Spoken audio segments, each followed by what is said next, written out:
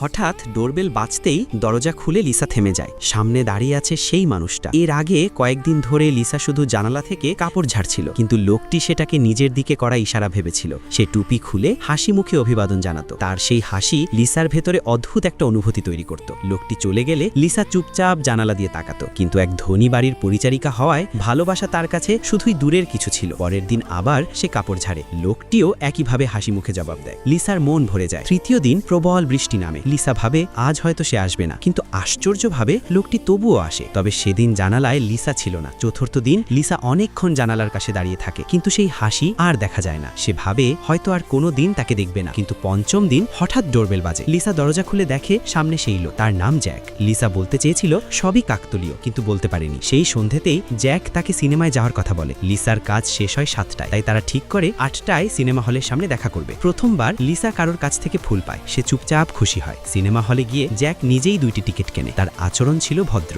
Cinema শুরু হতেই সে আস্তে করে লিসার কাঁধে হাত রাখে। 6 নম্বর দিনে লিসা জ্যাককে কোথাও যাওয়ার কথা বলে এবং তার টাই ঠিক করে দেয়। আসলে সে জ্যাককে নিজের বাবা মায়ের সাথে পরিচয় করাতে নিয়ে যাচ্ছিল। জ্যাক একদম স্বাভাবিক ছিল। এভাবেই তাদের দিনটা শান্তভাবে কেটে যায়।